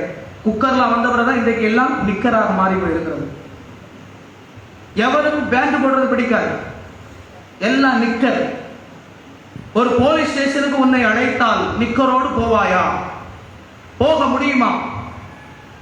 ஆனால் ஒரு குருவானவரை பார்க்க வருகின்ற பொழுது அரை குறை ஆடையோடு வருகிறாய், அரை குறை ஆடையோடு வருகிறாய். ஆலய வளாகத்துக்கு வருகின்ற பொழுது சரியான ஆடையோடு வர வேண்டும் என்கின்ற அந்த சிந்தனை எழ வேண்டும். ஏனென்றால் இது இறைவன் வாழுகின்ற இடம், இறைவனின் பணியாளர்கள் இருக்கின்ற இடம். இந்த இடம் எப்பொழுதுமே மரியாதையோடு நேசிக்கப்பட வேண்டிய ஒரு இடம். அரசனுக்கு கொடுக்கின்ற மரியாதை அரசனின் பதினாளுக்கும் கொடுக்கப்பட வேண்டும். தூதுவனுக்கும் அதே மதிப்புதான். ஒரு புறாவை வறுத்து தின்னதற்கா இந்த அக்கப்போர் என்று வடிகள் கேட்டான் இல்லையா? அனுப்பப்பட்ட புறா அடித்து கொல்லப்பட்டதால் அந்த நாட்டின் மீதே போர் தொடுக்கக்கூடிய சூழல் உருவானதும் தெரியும். எனவே தமாஷாக இருந்தாலும் விளையாட்டாக இருந்தாலும் சில விஷயங்கள் சரியான முறையில் சரியான அணுகுமுறையில் செய்யப்பட வேண்டும் என்பதை புரிந்து கொள்ள வேண்டும். சாதாரண போலீஸ்கார் அவனுக்கு கொடுக்கின்ற மதிப்பு நம்ம எல்லாம் எல்லா நாளும் இருந்து பாதுகாத்து வழிநடத்துகின்ற அருள் பணியாளர்களுக்கு நாம் கொடுக்கிறோமா, அருள் சகோதரர்களுக்கு வழங்குகிறோமா என்று சிந்திக்கணும். இந்த பங்கு மட்டும் சொல்லல, எல்லாருக்கும் பொதுவாக சொல்லக்கூடியதுதான். நீங்க என்னை மதிக்கவில்லை என்று சொல்ல வரவில்லை, தயவு செய்து அந்த கோணத்தில் எடுத்துக்கொள்ளக்கூடாது. மதிப்பு என்பது எல்லா குருக்களுக்கும் எந்நாளும் கொடுக்கப்பட வேண்டும். அது அவர்கள் செய்கின்ற செயல்பாடுகளின் அடிப்படையில் அல்ல. சிலருக்கு திறமைகள் இருக்கும், சிலருக்கு இல்லாமல் இருக்கும். சிலருக்கு வேறு திறமைகள் இருக்கும், அது வெளியே வராமல் இருக்கும். சிலர் அமைதியாக இருந்தே பங்கை வழி நடத்துவார்கள், சிலர் ஆரவாரத்தோட பங்கை வழி நடத்துவார்கள். எல்லாமே சிறப்பு தான். ஏனென்றால் செய்வது அவனுடைய பணி. அவனுடைய பணியை செய்வதற்கு அவரவருக்கு ஒரு பாணி, அந்த பாணியை அவர்கள் தேர்ந்து கொண்டிருக்கிறார்கள், அவ்வளவுதான். எனவே இவர்தான் நல்லவர், இவர்தான் திறமையானவர், இவர்தான் சரியானவர் கிடையவே கிடையாது. எல்லா குருக்களும் அருள்பணியாளர்கள் தங்களுடைய பணியை அவரவர் பாணியிலே செய்வதற்கு உரிமையை கடவுள் கொடுத்திருக்கிறார், சுதந்திரத்தை கொடுத்திருக்கிறார். எனவே அந்த மரியாதை என்பதை நாம் இங்கே கற்றுக் கொடுக்க வேண்டும். அம்மா சமைக்கின்ற பொழுது பானையை சமைப்பார்கள். முதல்ல பானையை கழுவி வெயில கொஞ்ச நேரம் காய வைப்பாங்க, கைச்சீனி. அப்புறம் ஒரு சிலுவை அடையாளம் வரைந்து தண்ணீர் ஊற்றுவார்கள். தண்ணீர் கொதித்த பிறகு மீண்டும் ஒரு சிலுவை அடையாளம் வரைந்து என்ன போடுவாங்க, அரிசியை போடுவாங்க. சாப்பிடுவதற்கு முன்பாக ஒரு சிலுவை அடையாளம் இருந்து சாப்பிட சொல்வார்கள். எத்தனை சிலுவை அடையாளம் வந்து விட்டது சாப்பாடுல? 3 சிலுவை அடையாளம். இன்றைக்கு எங்க அம்மாவுக்கு நாங்க 4 ஆம்பளை பிள்ளைகள். அப்ப எத்தனை மருமக்கள் இருப்போம்? எத்தனை? 3. சரியா சொன்னீங்க. சில இடத்துல கேட்ட 4 சொல்லுவாங்க, சாமியாருக்கு சேர்த்து சொல்றதான் சொல்றீங்க, நல்லதா சொல்லலாம் இல்லையா? அப்படிதான் நாங்க சொல்றது. எனவே இந்த 3 மருமக்களும் சமைக்கிறது நானும் பார்த்திருக்கிறேன். வீட்டுகளுக்கு போகும்போது பார்ப்பேன். குக்கர் நேரே கொண்டு பைப்புக்குள்ள வைப்பாங்க. அது கட்ட கட்ட கட்ட கட்டன்னு தண்ணி சாடும். அரிசியை கழுவுறாங்களோ இல்லையோ தெரியாது, அப்படியே தூக்கி அதுக்குள்ள போட்டு ஒரு மூடி எடுத்து வச்சுட்டு நேரே கொண்டு வந்து எங்க வைப்பாங்க, ஸ்டவ்ல வைப்பாங்க. கொஞ்ச நேரத்தில் என்ன ஆகும்? சிலருக்கு இதே நோயாளிகள் பிரசங்கத்து வரும்போது பார்த்தா இருக்க வேண்டியது. இடையில இருந்தாலும் சவுண்ட் வந்துடும். சூசூன்னு 2-3 தடவை சத்தம் காட்டும், மேட்டர் முடிஞ்சு. ஒரு சுவிட்சை போட்டால் என்ன ஓடும்? மோட்டார் ஓடும். ஒரு சுவிட்ச் கிரைண்டர், ஒரு சுவிட்ச் மிக்சி, ஒரு சுவிட்ச் ஃபேன், ஒரு சுவிட்ச் டிவி, எல்லா சுவிட்சிலே இருக்கும். ஆனா என்ன இருக்காது? நேரம் மட்டும் இருக்காது. நேரம் இல்ல ஃபாதர், நேரம் இல்ல ஃபாதர். இதுதான் மனுஷங்க சொல்லக்கூடியது. எங்க அம்மா 4 ஆம்பளை பிள்ளைகளை அதிகாலையில் திருப்பலிக்கு கொண்டு போய் அதன் பிறகு காலையில ஏதாவது ஒன்று ஆப்பமோ புட்டோ இட்லியோ இடியாப்பமோ ஏதாவது ஒன்றை செய்து தந்து 8:20 எனக்கு பஸ் மார்த்தாண்டம் காலேஜுக்கு போறது. 8:20 மதியான உணவையும் செய்து, அது எனக்கு மீன் பிடிக்கும், எங்க அண்ணனுக்கு ஆம்லெட் தான் பிடிக்கும், இன்னொருத்தருக்கு அவுச்ச முட்டை தான் பிடிக்கும். அவனுடைய தேவையை அறிந்து அந்த அம்மா என்ன செய்வாங்க. அதுவும் விறகடுப்பு. இப்ப உள்ள கேஸ் எல்லாம் கிடையாது. தண்ணி வீட்டுக்குள்ளால் வராது, பைப் லைன் கனெக்ஷன் கிடையாது, இது கிடையாது, போர்வெல் கிடையாது. கிணத்துல போய் தான். நாங்க யாரும் ஹெல்ப் பண்ண மாட்டோம், பசங்க இல்லையா? அப்படிதான் இருக்கணும், கெத்து அப்படிதான் இருப்போம். கிணத்துல போய் எடுத்துட்டு வந்து எங்களை குளிப்பாட்டவும் வீட்டு தேவைகளை பார்க்கவும் எல்லாம் செய்யக்கூடிய அந்த அம்மாவுக்கு என்ன கிடைத்தது? பிள்ளைகளை கொண்டு போய் திருப்பலியில், அன்றாடம் திருப்பலியில் வந்தால் தான் காலை சிவன், இல்லைன்னா சிவன் கிடையாது. நீ மயங்கி விழுந்த ஓம்பாடு பார்த்துக்க, அப்படி வளர்க்குனாங்க. இன்றைக்கு என்ன நடக்கு? பிள்ளை எழுந்திருக்க கூடாது, பிள்ளை எழுந்திருக்க கூடாது. பல காரணங்களை தேடுகிறோம். 6 மணிக்கு திருப்பலியில் குழந்தை எழுந்து வருகின்ற ஒரு பழக்கத்தை வைத்தால் கடவுளுடைய ஆசீர் கிடைக்கும் அல்லவா? இதை விட மேலான ஆசீர்வாதம் உறக்கத்தில் கிடைக்குமா? உறக்கத்திற்கு கொடுக்கின்ற முக்கியத்துவத்தை உன்னதமான ஆண்டவருக்கு கொடுக்க மாட்டேங்கிறோம். அது மாறணும், இந்த மனநிலை மாறணும். அதுதான் ஆண்டவர் அரசராக இருக்கிறார், அவருக்கு கொடுக்கின்ற மரியாதை. எனவே சின்ன சின்ன காரியங்களில் அன்றைய காலத்தில் இருந்த ஆதி பெற்றோர்கள் மூதாதையர்கள் நமக்கு தந்த விசுவாசம் என்பது இன்றைக்கு இல்லாமல் போயிருக்கிறது. இவைகளை மீண்டும் கொண்டு வர வேண்டும். ஒன்றாய் அமர்ந்து குடும்ப ஜபமாலை ஜெபிக்கின்ற நற்பண்பு என்பது மீண்டும் வர வேண்டும். இந்த தொலைக்காட்சி பெட்டிக்கு கொஞ்ச நேரமாவது இடைவெளி விட்டு நம் குடும்பமாக அமர்ந்து நம்முடைய வாழ்வில் கடவுளை தேடுகின்ற பண்பு இருந்தால் திருப்பாடல் 34:10 சொல்வது நிறைவேறும். சிங்க குட்டிகள் உணவின்றி பட்டினி கிடக்க நேரிட்டாலும் ஆண்டவரை நாடுவோருக்கு நன்மை ஏதும் குறையாது. ஆமென். நாம் எல்லோரும் எழுந்து நின்று நம்பிக்கை அறிக்கையிட்டு பாடுவோம். அதைத் தொடர்ந்து கத்தோலிக்க சேவா சங்கத்தினர் தங்களுடைய உறுதிமொழியை ஆண்டவர் முன்பாக எடுப்பார்கள்.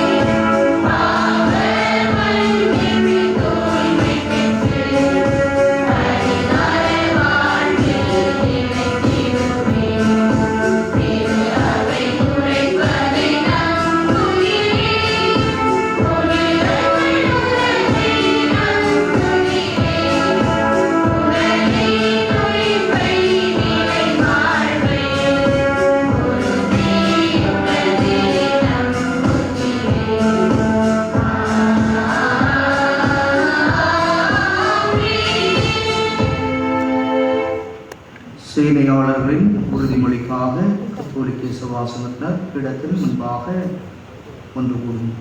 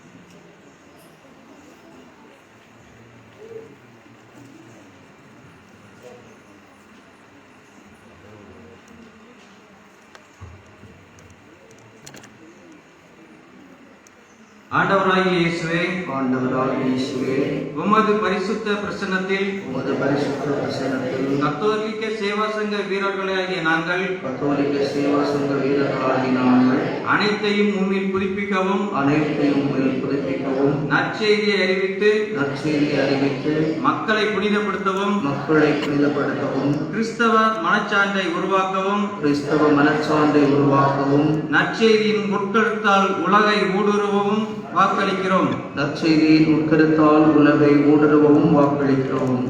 உமது வழிநடத்தல், உமது வழிநடத்துதல், புனிதப்படுத்துதல், புனிதப்படுத்துதல், போதித்தல், போதித்தல், பணிகளில் பங்கேற்று உழைக்கவும், பணிகளில் பங்கேற்று உழைக்கவும், மழைப்பொழிவை பிரதிபலிக்கும் மலைப்பொழிவை பிரதிபலிக்கும் தூய வாழ்வு வாழவும், தூய வாழ்வு வாழவும், உணர்வாலும் உணர்வாலும் உள்ளத்தாலும் திருச்சபையோடு ஒன்றித்து செயல்படவும், திருச்சபையோடு ஒன்றித்து செயல்படவும், ஆவின் வரங்களையும் ஆவியின் வரங்களையும் கொடைகளையும் கனிகளையும் கொண்டு புதியதோர் கலாச்சாரம் உருவாக்க ஆர்வமாய் உழைக்கவும் எங்கள் தாய் திருநாட்டின் உப்பாகவும் ஒளியாகவும் விளங்கிடவும் இதற்காக சங்க விதிகளுக்கு உட்பட்டு ஒரு குடும்பமாய் இயங்கவும் நாங்கள் உறுதி கூறுகின்றோம். ஆமென்.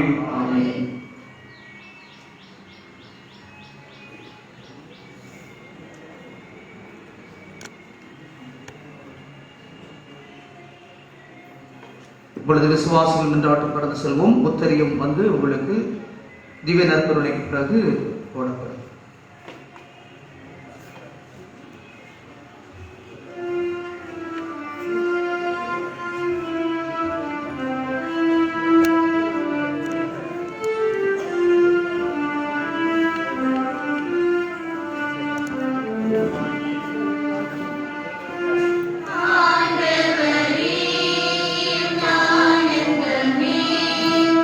எங்கள் மன்றாட்டை கேட்டருளும்.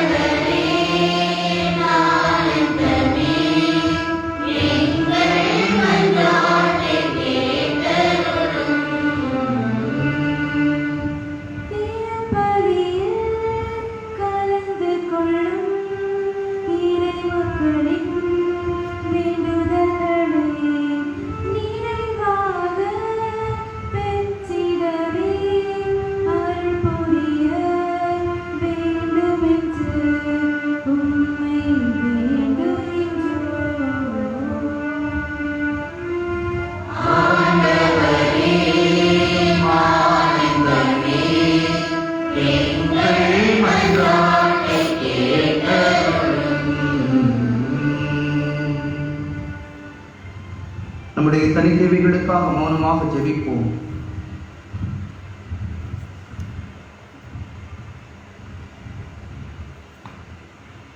எங்கள் ஆண்டவராகிய கிறிஸ்து வழியாக மன்றாடுகின்றோம். ஆமென். காணிக்கை பவனி.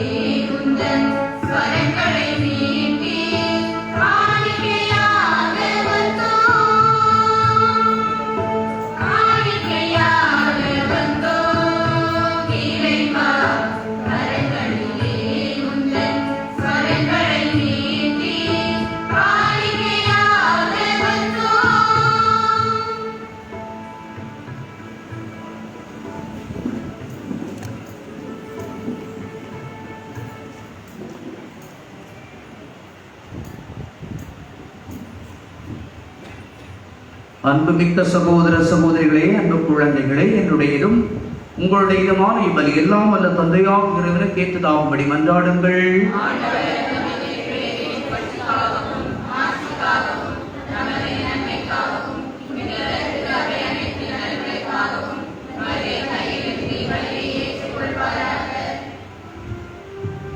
ஆண்டவரை உம்மோடு மனிதரை ஒப்புரவாக்கும் இப்பலி பொருளை நாங்கள் உமக்கு ஒப்புக் கொடுத்து உம்மை தாழ்மையாய் வேண்டுகின்றோம்.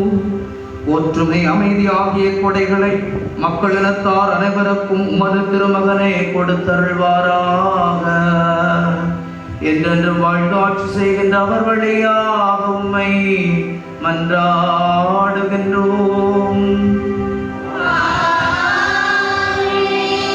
ஆண்டவர் உங்களோடு இருப்பாராக.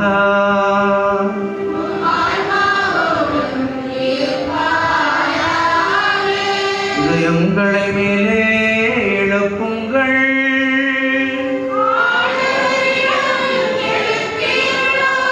நம் இறைவனாகிய ஆண்டவருக்கு நன்றி பாடுவோம்.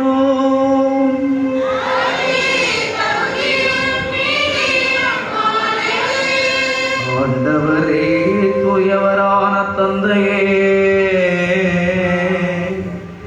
என்றும் வாழும் எல்லாம் வல்ல இறைவா,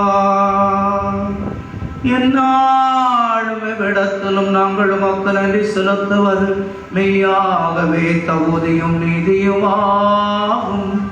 எங்கள் கடமையும் வாழ்வுக்குரிய செயலுமாகும். நீருமுடைய ஒரே பேரான திருமகனங்கள் ஆண்டவர் இயேசு கிறிஸ்துவை என்றென்றும் குருவாகவும் அனைத்திற்கும் அரசராகவும் அக்களிப்பின் தைலத்தால் அருள்பொழிவு செய்தே இவ்வாறு அமைதியை வழங்கும் மாசற்ற பலி பொருளாக சிலுவைக்கிடத்தில் தம்மையே அவர் ஒப்புக் கொடுத்து மனிதருக்கு மீட்பளிக்கும் அருளடையாளங்களை நிறுவினார். படைப்புகள் அனைத்தையும் தமது ஆட்சிக்கு உட்படுத்தி நிலையான அனைத்துலக ஆட்சியை அளவெல்லாம் அன்புடைய உமக்கு கையளித்தார். அது உண்மையும் வாழ்வும் ஓங்கும் ஆட்சி, புனிதமும் அருளும் நிறைந்த ஆட்சி, அன்பும் அமைதியும் நிலவும் ஆட்சியுமாகும். ஆகவே வானதூதர் முதன்மை வானதூதரோடும் அரியணையில் அமர்வோர் தலைமை தாங்குவோரோடும் வான் படைகளின் அணிகள் அனைத்தோடும் நாங்கள் சேர்ந்து உம்மை புகழ்ந்து முடிவின்றி ஒரே குரலாய் பாடுவதாவது: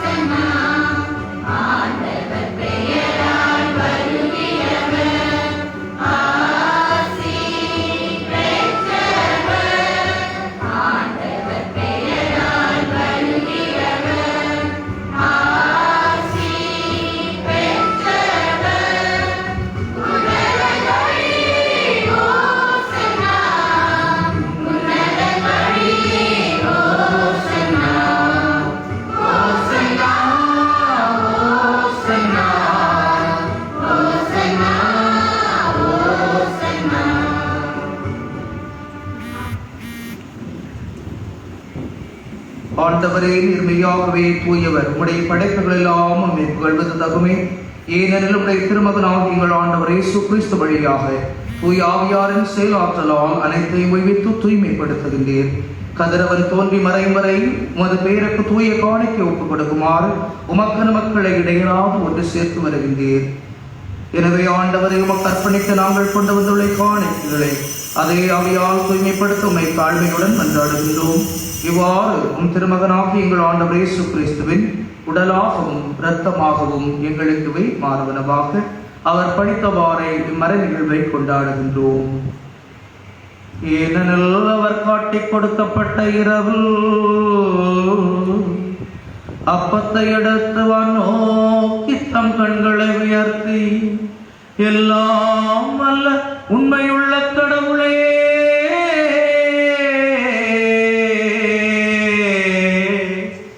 உமக்கு நன்றி செலுத்தி வாழ்த்துரைத்து அதை பெற்று தம் சீடர்களுக்கு அழைத்து கூறியதாவது: அனைவரும் இதிலிருந்து பெற்று உண்ணுங்கள்,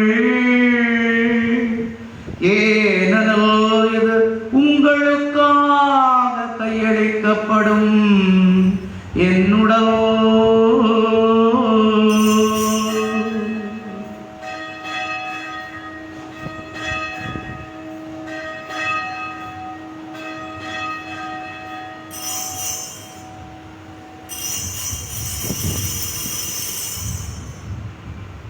அவ்வண்ணமே இரவு விருந்து அருந்திய பின்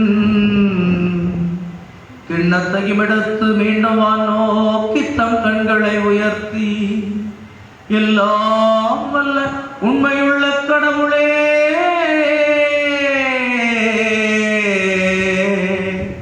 உமக்கு நன்றி செலுத்தி வாழ்த்துரைத்து தம் சீடர்களுக்கு அளித்து இயேசு கூறியதாவது: அனைவரும் இதிலிருந்து பெற்று பருகுங்கள், ஏனெனில் இது புதிய நிலையான உடன்படிக்கைக்குரிய என் இரத்தத்தின் கிண்ணம்.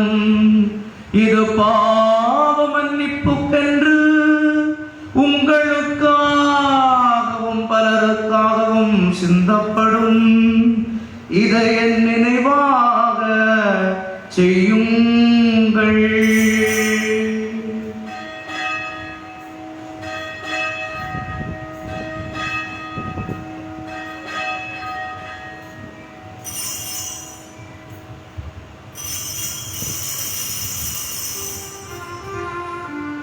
நம்பிக்கையின் மறைபொருள்.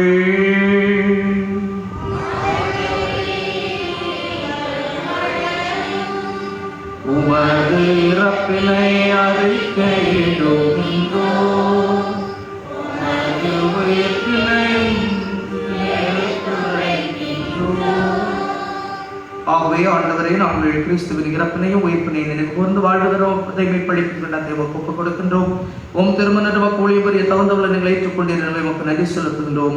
மேலும் கிறிஸ்துவின் உடலிலும் இரத்தத்திலும் பங்கு கொள்ளும் எங்களை தூய் ஆவியார் ஒன்று சேர்க்க வேண்டும் என நம்மை தாழ்மையுடன் நன்றாடுகின்றோம். ஆண்டவரே, உலகெங்கும் பரவி இருக்கும் அது திரு அவை நினைவு கூர்ந்தருளும்.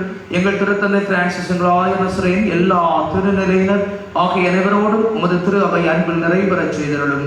தந்தையே, உயிர்த்தெழும் என்ற நோக்குடன் துயில்களும் எங்கள் சகோதரர் சகோதரிகளை இறந்தோர் அனைவரை இரக்கத்துடன் நினைவு கூர்ந்து திருமக ஒளியின் ஏற்றலும் எங்கள் அனைவர் மீதும் இரக்கமாயிரும். கடவுளின் கன்னித்தாயான புனித மரியாதை, கணவரால் புனித யோசேப்பு, புனித திருத்தூதர்கள் விலகுகள் புகுந்தவராயிருந்தோர் எங்கள் பாச பாதுகாவலி கார்மல் அன்னை மற்ற புனிதர்கள் அனைவரோடு நாங்கள் நிலை வாழ்வில் பங்கு கொள்ளும் தகுதி பெற்று உம் திருமகனை இயேசு கிறிஸ்து வழியாக உம்மை புகழ்ந்தேத்து வரமருள உம்மை மன்றாடுகின்றோம்.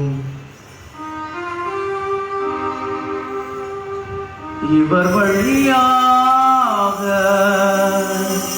இவரோடு இவருள் எல்லாம் அல்ல இறைவனாகிய தந்தை தூய ஆவியாரின் ஒன்றிப்பு எல்லா புகழும் மாட்சியும் என்றென்றும் உமக்கு உரியதே. ஆமென், ஆமென்.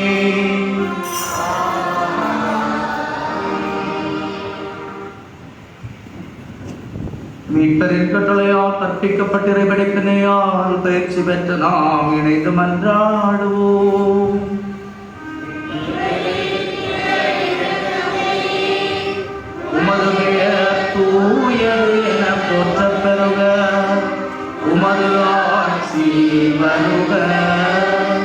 உமது திருவுளம் விண்ணுலகில் நிறைவேறுவது போல மண்ணுலகிலும் நிறைவேறும்.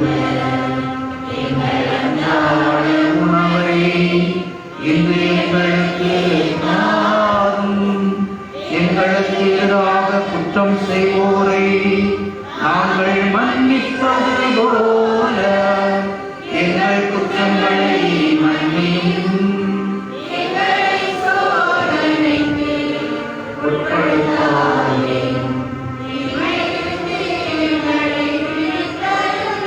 ஆண்டவரே, தீமை அனைத்திலிருந்தும் எங்களை விடுவித்து எங்கள் வாழ்நாளில் அமைதியை கனிவுடன் அருளுமை மன்றாடுகின்றோம். உமது இரக்கத்தின் உதவியால் நாங்கள் பாவத்திலிருந்து எப்போதும் விடுதலை பற்றி யாதொரு கலக்கமுமின்றி நலமாயிருப்போமாக. நாங்கள் எதிர்நோக்கி இருக்கும் பேரின்பத்துக்காகவும் எம் மீட்பராகிய இயேசு கிறிஸ்துவின் வருகைக்காகவும் காத்திருக்கின்றோம்.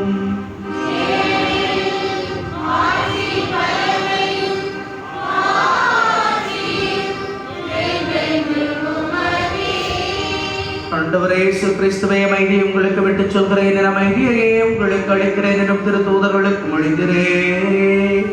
எங்கள் பாவங்களை பாராமல் உமது திரு அவையின் நம்பிக்கையை கண்ணோக்கி உமது திருவுளத்துக்கு ஏற்பதற்கு அமைதியையும் ஒற்றுமையையும் அளித்தருள்வீராக. என்றென்றும் வாழ்ந்து ஆட்சி செய்கின்றவர் நீரே. ஆண்டவருடைய அமைதி உங்களோடு என்றும் இருப்பதாக.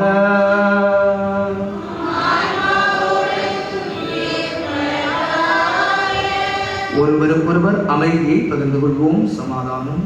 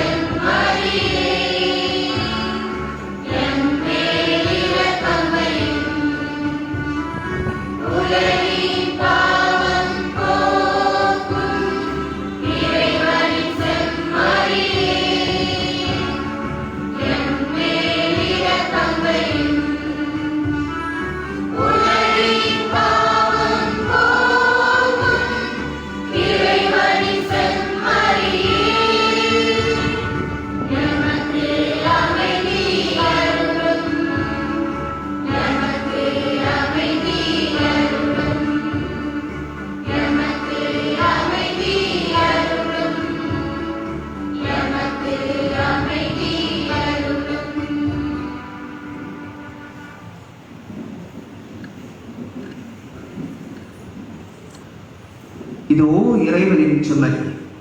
உலகை ஆள்வதற்காய் தன்னையே பலியாக ஒப்புக் கொடுத்து அவருடைய உடலையும் இரத்தத்தையும் நமக்கு விருந்தாக உணவாக தருகின்றார்.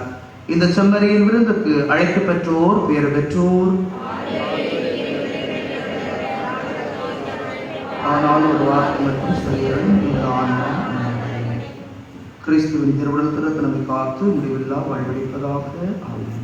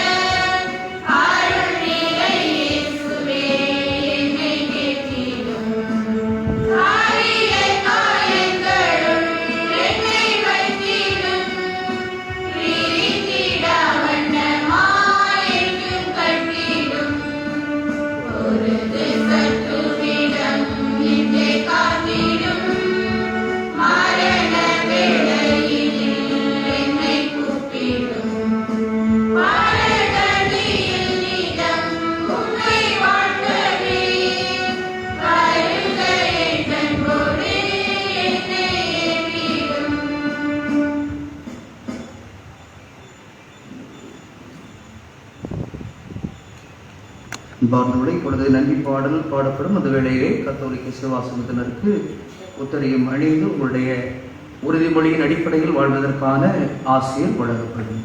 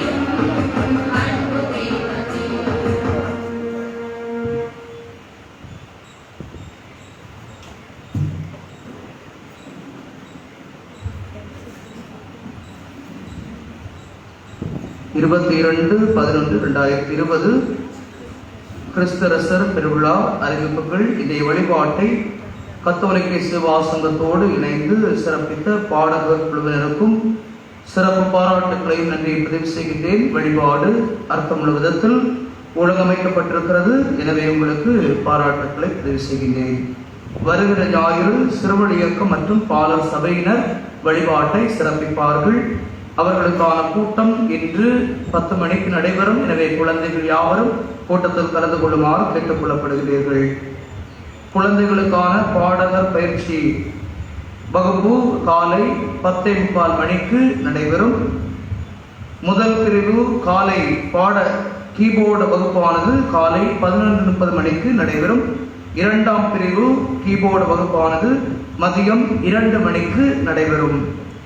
வாலிபால் விளையாட்டில் ஆர்வமுள்ள அனைவருக்குமான விளையாட்டு குழுமம் சந்திப்பு பங்கு தந்தையார் இது காலை 10 மணிக்கு கிரவுண்டில் வைத்து நடைபெறும். எனவே அனைத்து விளையாட்டு வீரர்களும் காலை 10 மணிக்கு கிரவுண்டுக்கு வர வேண்டும் என்று அன்போடு கேட்டுக்கொள்கிறேன். உங்களுடைய பயிற்சி பற்றி உங்களோடு ஆலோசனை செய்ய வேண்டியிருக்கிறது. எனவே காலை 10 மணிக்கு விளையாட்டு வீரர்கள் ஒன்று கூடுமாறு அன்போடு கேட்டுக்கொள்கிறேன். நம்முடைய ஆலய கோபுரத்தில் இருக்கின்ற சிலுவை விளக்குக்கு டைமர் வாங்கி உதவி செய்திருப்பவர்கள் திரு ராஜ்குமார் மரியா குடும்பத்தார், அவர்களுக்கு நன்றிகளும் பாராட்டுகளும். ஆலயத்தின் பீடத்தில் 2 விளக்குகள் வழங்கி இருக்கின்ற திரு ஜெரால்டு மேரி குடும்பத்தாருக்கு நன்றி. ஆலயத்தின் மாதா பீடம் பின்புறம் LED மின்விளக்கு வழங்கி உதவி செய்திருக்கின்ற திரு அலெக்சாண்டர் விண்ணரசி குடும்பத்தாருக்கு நன்றிகளும் பாராட்டுகளும். இன்று திருப்பலி முடிந்தவுடன் கிறிஸ்து அரசர் கொடி ஏற்றப்படும். அனைவரும் அந்த நிகழ்விலும் கலந்து கொள்ளுமாறு கேட்டுக் கொள்ளப்படுகிறீர்கள். அனைவருக்கும் இனிப்பூட்டப்பட்ட ஒரு கட்டி வழங்கப்படும், அதாவது கேக் வழங்கப்படும். அதிலும் பங்கு பெற்று செல்ல அன்போடு கேட்டுக் கொள்ளப்படுகிறீர்கள்.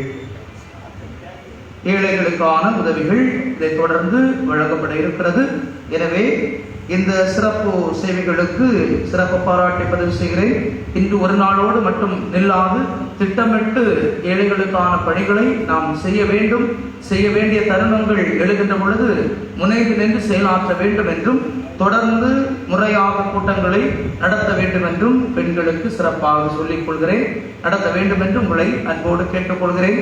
இயக்கம் என்பது இயங்குவது, இயங்காமல் இருந்தால் அது இயக்கமே அல்ல. கத்தோலிக்க சேவா சங்கம் இயங்க வேண்டும். இயங்காத எந்த அமைப்பும் நம்முடைய பங்கிற்கு அவசியம் இல்லை. பேரளவில் மட்டும் இருக்கின்ற எந்த அமைப்புக்கும் இங்கே இடம் இல்லை. எனவே பேரளவுக்கான அமைப்புகள் இல்லாமல் இயக்கத்திற்காக உங்களை நீங்கள் தயாரித்துக் கொள்ளுங்கள். தேவைப்படுகின்ற உதவிகளை பங்கு தந்தையிடமிருந்து நீங்கள் கேட்டு பெற்றுக்கொள்ளலாம். அதற்காகவே பங்கு தந்தையர்கள் உங்களுக்கு இருக்கிறார்கள். எனவே உங்களுக்கு என்ன கஷ்டம், என்ன தேவை இருக்கிறது, இவைகளை நீங்கள் சொல்ல வேண்டும். இரண்டாவதாக ஒரு முக்கிய அறிவிப்பு, உங்களுடைய தனி தேவைகளுக்காக வீடுகளில் ஜெபிக்க வேண்டும் என்றால் தயவு செய்து வேறு யாரையும் அணுக வேண்டாம், பங்கு தந்தையை அணுகுங்கள். உங்களுக்காக ஜெபிப்பதற்கு நான் நேரம் ஒதுக்கி உங்கள் வீடுகளை சந்தித்து ஜெபிப்பதற்கு வருவேன். வெளியிலிருந்து பக்கத்தில் பாஸ்டர் இருக்கிறார், எங்களுக்கு அங்கிருந்து அவர் இருக்கிறார், யாரும் அவசியம் இல்லை. ஆண்டவர் நமக்கு பங்குக்கு ஒரு அருள்பணியாளரை தந்திருக்கிறார். அவர் வழியாக நீங்கள் ஜெபிக்க கடமைப்பட்டிருக்கின்றீர்கள். வேறு நபர்களை அழைப்பதற்கு முன்பாக என்னிடத்தில் ஒரு வார்த்தை சொல்லி என்னை அழையுங்கள், நான் வரவில்லை என்று சொன்னால் அதன் பிறகு நீங்கள் வேறு யாரையும் அழைத்துக் கொள்ளலாம். எனவே உங்களுக்கு குறிப்பிட்ட நேரம் ஒதுக்கி உங்களுக்காக இறைவேண்டல் செய்வதற்கும் உங்களை சந்திப்பதற்கும் நான் ஆசையாக இருக்கிறேன். கொரோனா காலம் தொடர்ந்து நடைபெற்றுக் கொண்டிருக்கின்ற காரணத்தினால் முறையாக இல்லம் சந்திப்பு நடத்த முடியாத ஒரு சூழல் இருக்கிறது. எனவே இதை நீங்கள் கருத்தில் கொண்டு இல்லம் சந்திப்பு நடைபெறவில்லை, பங்கு தந்தை வரமாட்டார் என்று நினைத்துக் கொள்ளக்கூடாது. பங்கு தந்தை உங்களுடைய தனித்தேவைகளுக்காக நீங்கள் ஜெபிப்பதற்கு அழைத்தால் கட்டாயமாக வருவார். அதை நிறைவேற்றுவதற்கு நான் ஆசையாக இருக்கிறேன் என்று மீண்டும் உங்களுக்கு அறிவுறுத்திக் கொள்கிறேன். நன்றி ஜெபத்திற்காக அனைவரும் எழுந்திருப்போம்.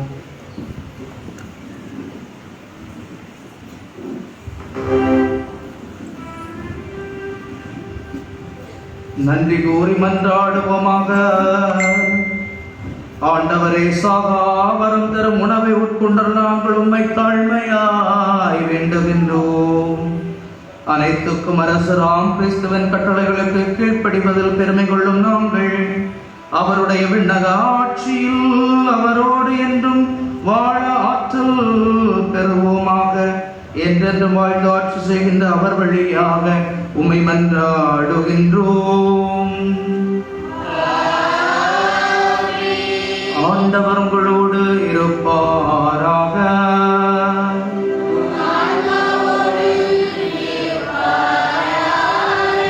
எல்லாம் வல்ல அன்பு இறைவன் தந்தை, மகன், தூயாவியார் உங்களுக்கு ஆசி வழங்குவாராக.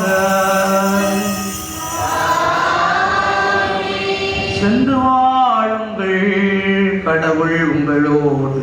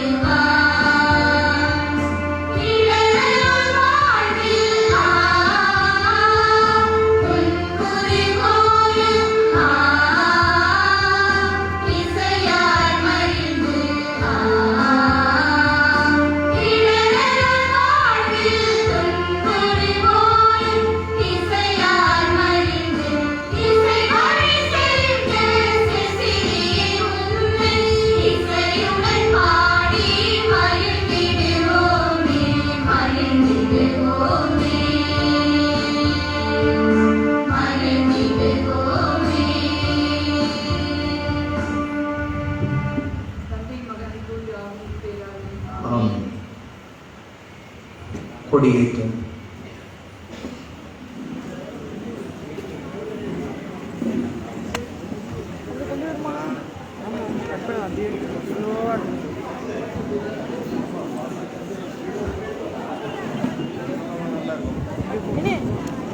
அப்படி கொடியேற்றம்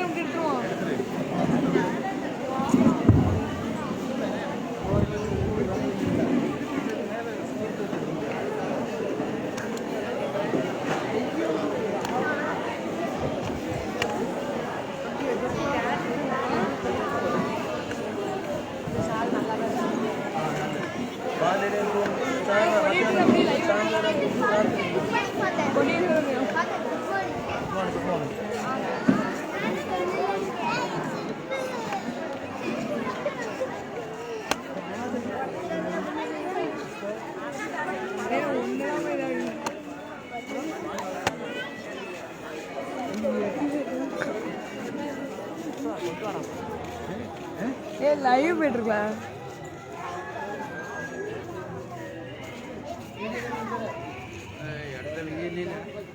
லைவ்